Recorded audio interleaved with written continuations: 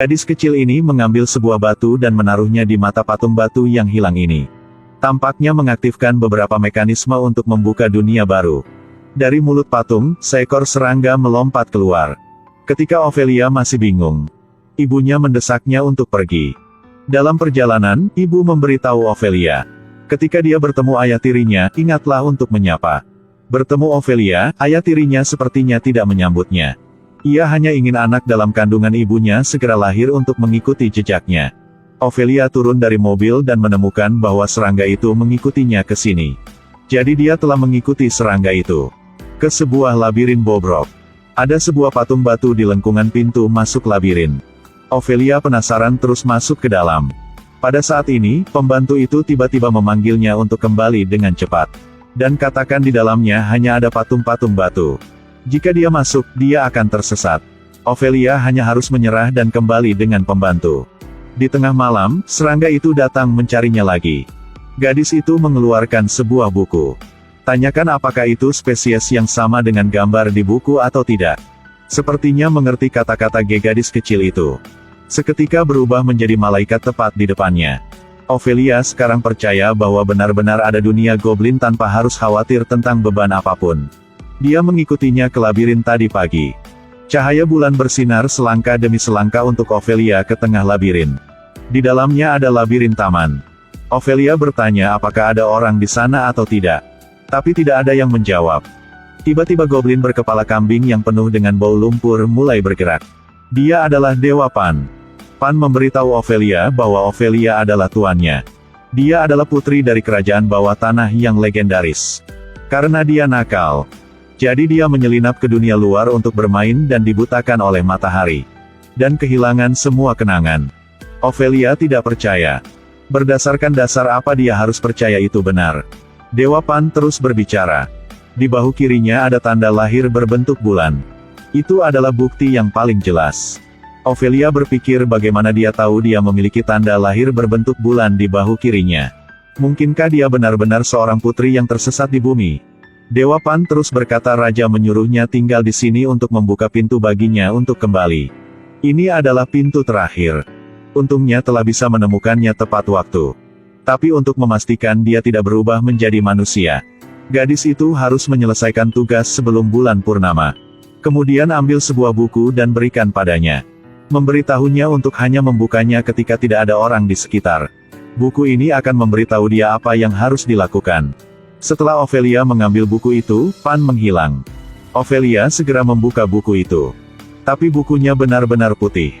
Keesokan harinya, ketika tidak ada siapa-siapa, Ophelia segera mengeluarkan buku yang tersembunyi di sudut dinding. Kali ini, halaman buku itu benar-benar menunjukkan tulisan tangan. Ikuti petunjuk di dalamnya. Ophelia menemukan sebuah pohon besar di dekat rumahnya. Ada seekor katak raksasa yang tinggal di dalamnya. Itu mencegah pertumbuhan pohon. Masukkan saja 3 batu ajaib ke dalam mulut katak. Dan sementara itu juga mengambil kunci keluar dari mulutnya. Agar pohon itu bisa tumbuh hijau kembali. Ophelia telah menemukan pohon itu di dekat rumah. Lepaskan mantelnya dan gantung di dahan pohon. Lalu perlahan-lahan masuk ke dalam batang pohon. Di dalamnya semua lumpur. Ada juga banyak serangga. Dan juga ada kumbang coklat yang Mama Ghost suka makan. Memang Ophelia bisa menemukan katak di sini. Dia merasa bahwa jika dia seorang putri, dia tidak bisa bertindak dengan santai. Putuskan untuk bersikap sopan kepada katak dulu. Mulai berbicara dogma dengan itu. Mengapa menempati gua, mencegah pertumbuhan pohon ini? Anda tidak merasa malu, kan? Katak itu mengira dia ada di sana dan berbicara omong kosong. Tidak mengerti apa yang dia katakan. Baru saja melihatnya menjulurkan lidahnya dan menjilati wajah Ophelia. Menelan itu telah menelan seekor serangga. Kemudian itu menggunakan serangga untuk menyerang Ophelia. Saat ini, sebuah ide muncul di benak Ophelia. Dia meletakkan batu ajaib bersama dengan serangga di telapak tangannya. Katak tanpa berpikir memakan umpannya. Setelah menelan batu ajaib, itu segera memuntahkan banyak lendir yang tidak bisa tahu apa itu. Memang ada kunci di atasnya. Ophelia telah berhasil mendapatkan kuncinya. Tunggu sampai dia merangkak keluar. Langit sudah menjadi gelap. Baju itu juga tertiup oleh angin ke tanah. Misi pertama selesai dengan sangat cepat. Ophelia pergi ke labirin lagi. Dewa Pan menyuruhnya untuk menyimpan kunci itu dengan hati-hati. Segera harus menggunakan kunci itu. Kemudian mengambil sebuah kapur dan memberikannya padanya. Ini adalah sebuah kapur ajaib.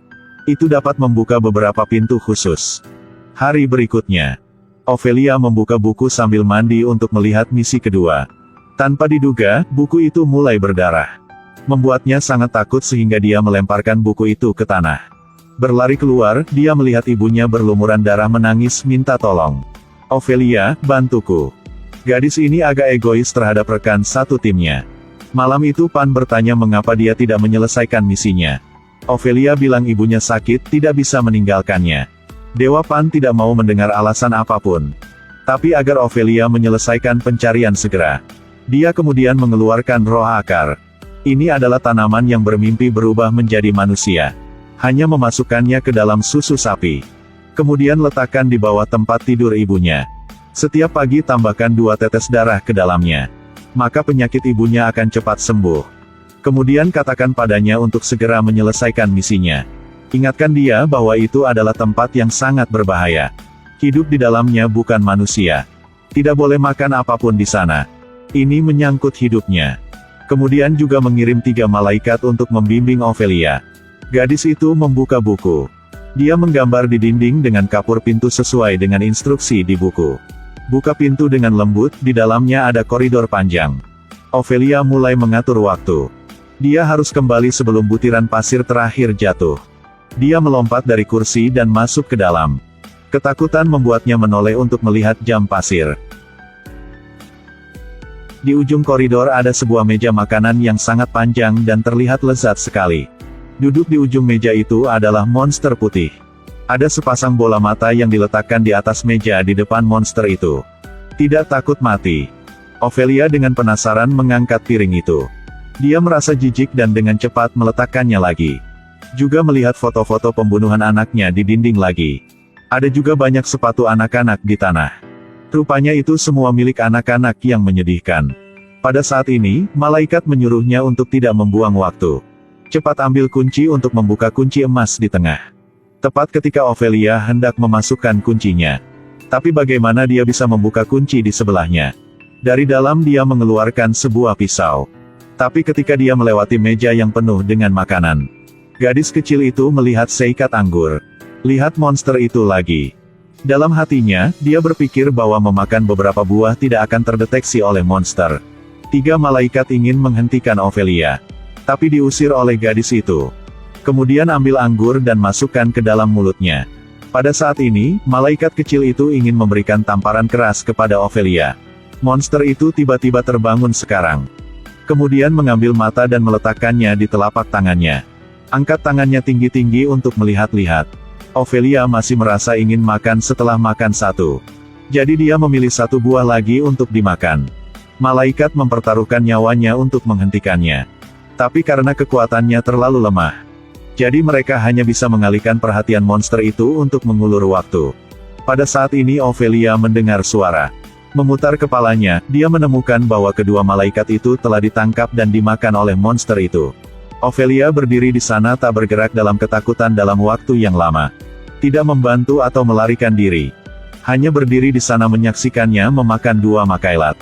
Selanjutnya giliran Ophelia. Pada saat ini, Ophelia sadar kembali dan berbalik untuk melarikan diri. Monster itu mengangkat tangannya lagi untuk mengamati. Juga membuat suara menakutkan. Butir pasir terakhir telah jatuh, pintunya tertutup. Ophelia mengambil kapur dan bersiap untuk menggambar sebuah pintu lain. Dalam kepanikan memecahkan kapur. Pada saat ini, monster itu dengan cepat mengejarnya. Langkah demi langkah ke arahnya. CPP hanya bisa menggunakan pecahan kapur untuk menggambar pintu di langit-langit.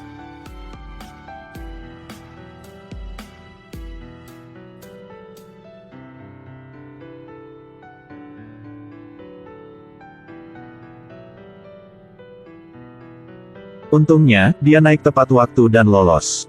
Hari berikutnya, dia mengikuti kata Pan. Jatuhkan roh akar ke dalam mangkuk susu sapi. Kemudian teteskan 2 tetes darah dan taruh di bawah tempat tidur ibunya. Ibunya segera sembuh dari penyakitnya. Pada saat ini Ophelia berada di bawah tempat tidur mendengarkan instruksi ayah tirinya kepada dokter. Jika ada masalah saat lahir, maka pertahankan saja anak itu. Malam itu, Pan datang untuk menemukannya lagi.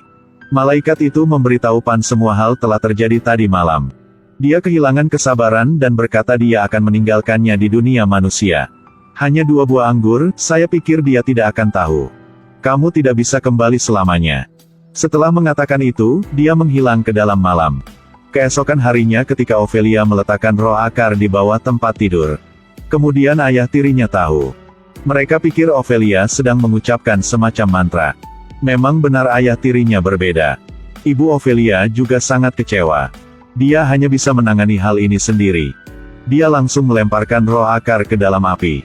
Semangat akar pohon berjuang kesakitan. Lalu perut ibu juga sakit parah. Dia segera memanggil ambulans. Tapi ibu Ophelia tidak bertahan pada akhirnya. Tapi melahirkan seorang bayi laki-laki. Ophelia sejak itu menjadi yatim piatu tanpa ada yang bisa diandalkan. Dewa Pan melihat gadis malang itu. Pada malam hari, dia datang ke kamarnya dan berkata dia akan memberinya satu kesempatan terakhir. Dia harus membawa adiknya ke labirin. Kemudian dia bisa kembali sebagai putri kerajaan bawah tanah. Adikku. Ya, kami membutuhkan dia. Seorang gadis kecil untuk menjadi seorang putri. Dia berniat mengorbankan saudaranya sendiri. Untuk menyelesaikan tugas terakhir yang diberikan oleh Pan padanya. Ophelia pergi ke kamar ayah tirinya. Ketika dia memeluk adiknya dan pergi ke pintu. Sebuah ledakan keras membuat ayah tiri mengetahuinya. Ophelia langsung memeluk adiknya dan berlari ke labirin. Ayah tirinya juga mengejar mereka. Ophelia akhirnya mengalihkan perhatian ayah tirinya dan berlari ke labirin. Pada saat ini, Dewa Pan sedang menunggu di sana dengan pisau kecil. Ophelia melihat ini dan bertanya kepadanya apa yang akan dia lakukan. Dewa Pan berkata untuk menggunakan beberapa darah segar adiknya untuk membuka pintu kerajaan. Itu salah satu langkah terpenting. Setelah mengatakan itu, dia menyuruh Ophelia untuk memberikan bocah itu padanya dengan cepat. Gadis kecil itu menatap Pan dan menggelengkan kepalanya. Menunjukkan dia lebih baik menyerah menjadi seorang putri. Tidak ingin menyakiti saudaranya. Pada saat ini, ayah tirinya juga segera mengejar datang. Melihat Ophelia berdiri sendirian berbicara. Dia menariknya kembali. Lalu pegang putrinya di pelukannya. Lalu tembak Ophelia dengan pistol. Ophelia kemudian jatuh ke tanah. Darah gadis kecil itu menetes ke labirin. Cahaya keemasan menyala. Saat ini Ophelia telah berada di istana bawah tanah. Melihat seseorang duduk di atas. Dia adalah raja dari kerajaan bawah tanah. Raja berkata, kamu membuat pilihan yang benar. Tidak sakiti orang yang tidak bersalah. Jadi telah lulus tes ini. Pada saat ini, Pan juga datang dari jauh untuk menyambut Ophelia kembali. Dengan tepukan di sekitar. Dia akan memerintah kerajaan bawah tanah ini selama beberapa abad. Dicintai oleh semua orang. Tapi mimpi hanyalah mimpi. Kembali ke kenyataan, Ophelia masih terbaring di genangan darah.